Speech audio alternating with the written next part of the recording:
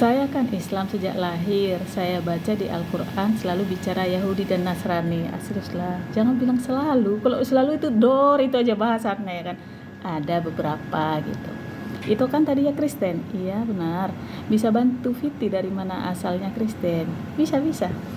Jadi maksudnya kenapa tidak ada kata Kristen di Al-Quran itu ya. Yang ada Yahudi dan Nasrani. Itulah kira-kira. Lapong Buru, thank you. Assalamualaikum warahmatullahi wabarakatuh. Sehat-sehat kita semua teman-teman. Jadi video ini khusus untuk kita yang Islam ya, yang non Islam terutama yang Kristen, scroll aja lah cinta. Atau kalau tetap pengen nonton juga ya silakan. Tapi janji ya, janji. Ya marah-marah, ingat ajaran kasihnya, oke? Masuk.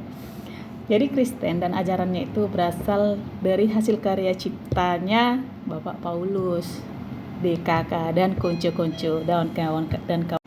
Sorry ya terjeda buka pintu aku. Bunyi tadi bel kan? Ada paket coy. Nanti ku speed paketku ya. Oke.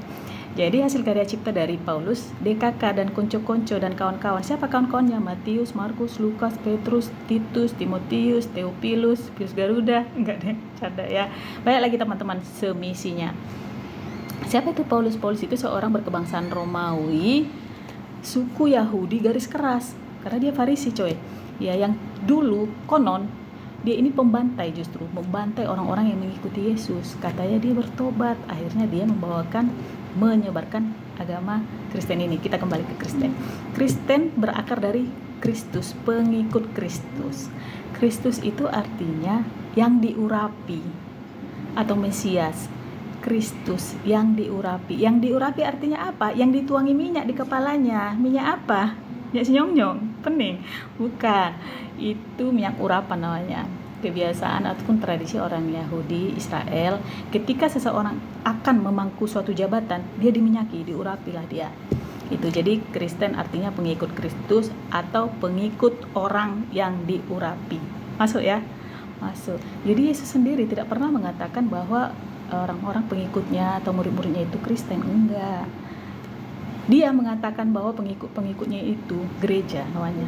Ada itu tertulis di Matius berapa lupaku. Eklesia, orang-orang yang dipanggil keluar dari kegelapan menuju terang, itu eklesia disebutnya, pengikutnya bukan Kristen. Jadi Yesus itu tidak mengenal Kristen, apalagi Protestan, apalagi Metodis, nggak kenal, nggak tahu Yesus, nggak pernah keluar dari mulutnya. Bahkan di dalam perjanjian baru itu ada kan yang katanya Injil Matius, Markus, Lukas, Yohanes itu ada 4.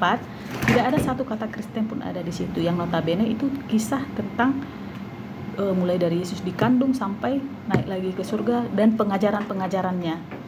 Tidak ada di situ satu kata Kristen pun. Kata Kristen pertama kali ada di kitab Kisah Para Rasul. Tulisan siapa Kisah Para Rasul?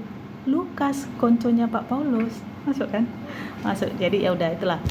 Jadi bersyukurnya kita sebagai umat beragama Islam yang agama kita aja yang kasih nama, ya kan, yang kasih nama agama kita itu Allah Subhanahu wa taala, Sang Pencipta.